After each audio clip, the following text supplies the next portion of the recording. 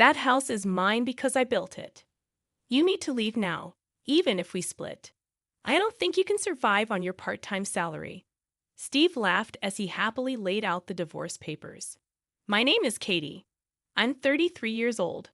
Recently, I started working part-time at a nearby supermarket. I married Steve 3 years ago after we hit it off at the same workplace. I resigned at the same time. I wanted to keep working even after getting married, but he insisted that I stay home. So I reluctantly became a full-time housewife. However, I had always loved working, and the desire to work outside kept growing day by day. After much persuasion, I finally managed to get a part-time job. We want children but haven't been blessed with any yet. I love cats and wanted to get a pet. But Steve hates cats, so I reluctantly gave up on the idea. Steve, who originally wanted me to be a full-time housewife, didn't like that I started working part-time and started complaining about everything I did. "You went to your job again today, huh? Recently, the house seems to be getting dirtier. Aren't the laundry clothes all wrinkled? You're not keeping up with the housework at all." That wasn't true. I had finished cleaning before going to work, and the laundry was perfectly stretched out. "What are you talking about? I'm doing everything as perfectly as before. It's obviously dirty. Where are your eyes? And the food is always the same. Fried chicken again. Today, can't you make a variety of dishes?" I didn't make fried chicken that often, and I tried to be creative with the meals every day despite the limited time. "I've worked hard to make your favorite fried chicken, and I've prepared many dishes." When I talked back a little, he would return with double the intensity. "Are you saying you don't have time because of your part-time job? You just pretend to be busy. Don't act so important with just a small job that doesn't even make much money. My earnings were enough in the first place, and it's only because of your selfishness that you're working. Make sure you do the housework properly. Don't make excuses about not having time. It's shameful to sweat and work for such a low hourly wage." Steve always ridiculed my job with abusive words. He had said that he wanted me to be a housewife because he didn't want others to think we were struggling financially. For the sake of his own image, he mocked my part-time work every chance he got, boasting that he made enough money that we didn't need to worry about living expenses. No matter that he was my husband, being demeaned for my work with such horrible words was something even I cannot tolerate. I was infuriated by his words every day. One day we decided to go for a drive to visit Steve's parents' home, where we hadn't been for a while. Although I had been irritated with Steve for a long time, I was happy to go out for a change, since it had been a while. At that time, I had no idea what would happen at my in-laws' house. After driving for a few hours, we arrived at Steve's parents' home, where his mother, who lived alone, greeted us with a smile. After dinner, which she had prepared, Steve went out to play slots. While doing the dishes with my mother-in-law, her demeanor seemed to change. She was no longer the calm person she had been, and her face became stern as I made coffee, wondering what was wrong. We sat on the sofa, and she began to speak. "Katie, according to Steve, you're working a part-time job. Why do you need to work when he is working so respectably? Also, I hear that you're not managing the housework because you don't have enough time or something due to your part-time job." I was a bit surprised by her sudden words. "No, that's not true. I'm managing everything properly." My mother-in-law, with exaggerated surprise, said, "Oh, I've heard from Steve all about how terrible you were at housework. Lying is useless. He has been enduring this alone. He's tired from work, and it's really pitiful that he has to return to a house full of garbage. You're not making decent meals, are you? Quit that part-time job. No one at your workplace will care if you're not there. They can just hire someone else. Your job is to take care of the house. All right, from now on, focus on the house and properly support Steve. Really, don't embarrass yourself as Steve's wife." My mother-in-law has old-fashioned beliefs, thinking that a wife should stay at home. She got married right after finishing school and has never worked, always being a full-time housewife. Steve also grew up believing that's how a wife should be. That's why both of them dislike the idea of me working outside. Nevertheless, my mother-in-law's words were too harsh. She not only dismissed the job I was working so hard at, but also crudely said that no one would be troubled if I quit. Those heartless words deeply upset me. My part-time job was fulfilling, and everyone was kind. The atmosphere was very positive. Everyone treated me well and relied on me. It was heartbreaking to be spoken about as if I were unnecessary, while she doesn't even know any of this. It was also quite a shock to discover that Steve had been bad-mouthing me behind my back, even though I did take care of our home properly. In fact, I had been working harder than ever on the household chores so that they didn't get neglected because of my part-time job. I knew his job was tough, so I was trying my best to accommodate that. But Steve and his mother were bad-mouthing me over the phone. I didn't want to believe it. After being told such awful things, I was very down for a few days. But then I suddenly remembered my father's face. Since my mother passed away, my father had been living alone in our family home. He lived a bit far from me, and I hadn't visited him recently because I have been busy. I wanted to hear my father's voice, so I called him. Usually, he answers the phone quickly, but that day, the ring went on for a long time. Just as I started to worry, he finally answered. "Katie, it's been a while. Are you well?" Hearing my father's calm voice, I was so relieved that tears started to flow. "What happened?" "You took a while to answer the phone." "If you're busy, I can call back later," he said, seeming to catch his breath. "No, I'm sorry. I fell down the stairs recently and hurt my back. I can't move around much now. But don't worry about me. I'll be fine soon. By the way, what's up? Is anything wrong?" I was really surprised. My father, who used to be so athletic, had fallen down the stairs and hurt his back. "No, I'm fine. Just make sure to take care of yourself and get better soon. I'll come to visit you soon, so wait for me." "Yeah, I'm okay," he replied. But then I thought, he's already considered elderly, and injuries might take longer to heal. I had always been reassured by his vitality, but suddenly I felt anxious. If he keeps using the stairs every day, he might slip again. Moreover, the stairs in the old family home are a bit steep, and there are high steps in the entrance and bathroom. I became very worried about my father living in that house while protecting his back. What if something happens and he gets seriously injured? I couldn't just sit still. I had always thought it would be good to live closer to him, but I realized there was no time left to hesitate. I made a major decision to build a safer, more accessible home for my father nearby. I had a source of income that I had kept hidden from my husband. I had inherited apartment management from my grandfather. It was originally meant to be my father's, but he had put it in my name in case of emergencies. He had told me it was better not to talk much about it so my husband didn't know. I had saved all the rental income up to now. I would use that money to build a new house for my father.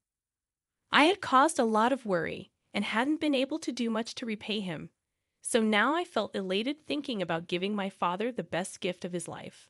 Although I would build it myself, it would involve a lot of money, and I couldn't just keep it a secret. I needed to get Steve's understanding. I was nervous he might come, complain, and reject the idea, but instead he said, "I see. That makes sense. Considering his age, a new house might be better. If a part-timer like you can manage that, then go ahead and try. Just don't come crying to me if you can't do it." He insulted me again, which infuriated me. But arguing would only complicate things further, so I decided to hold back and not retort this time. This made things easier for me. I immediately started looking for a good contractor and moved forward with the process. It seemed that Steve was not pleased with the idea of me actually building the house. He didn't voice any complaints, so I tried not to mind it. But he was not usually the type to stay quiet. One day, I was shocked when I went to the bank to withdraw money for groceries. Our living expenses had been reduced by $3,000, withdrawn all at once. I had no recollection of spending such a large amount of money. There could only be one person who could have done this. That night, I confronted him. "When I went to the bank today, I found that $3,000 had been withdrawn from our living expenses. Do you know anything about this?" Steve arrogantly replied, "I gave it to my mother." You said you were going to build a house, so you must have been saving up somewhere, right? $3,000 isn't a big deal. I couldn't believe my ears. Why do you have to give her money? Your mother isn't exactly broke, is she? Besides, that's our living expense. It's too selfish to give away such a large sum without even asking me. He snapped back. What do you know about my mother? She said she was struggling. What's wrong with a son helping his mother? Besides, that money was earned by me. How I use it is none of your business. If it bothers you, try earning as much as I do with your part-time job. See, you can't say anything. Don't ever complain about what I do again. After shouting at me, he stormed out of the room.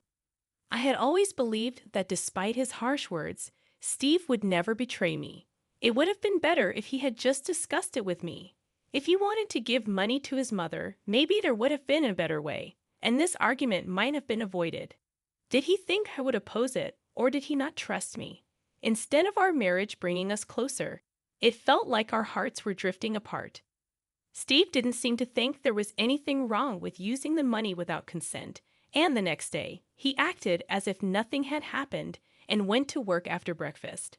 I didn't say more because I didn't want another argument, but I couldn't shake off my uneasy feeling. Meanwhile, the new house was finally completed. Despite the hustle, the kind construction company provided lots of support, and I managed to build a beautiful house. I had asked my father to pack up some of his things but not overexert himself, and I arranged for movers to handle everything for him. With just 2 weeks left until moving day, I was overflowing with joy at the thought of doing something filial for my father in the house I had built. On the day, I planned to help my father unpack in the new house along with Steve. When I tried to discuss the arrangements for the day, Steve said something unbelievable. Hey, that house isn't for your father. It's going to be for my mother. I have the right to decide who lives in the house I built, so it's going to be my mother who lives there. I couldn't understand what he was saying. In a panic, I responded, I built that house. It's for my father to live in. There's no way a part-timer like you could build a house. It's my money that built it, so don't get cocky. It seems he truly believed that it was his money that built the house. When I discussed building the house the other day, he easily accepted my idea.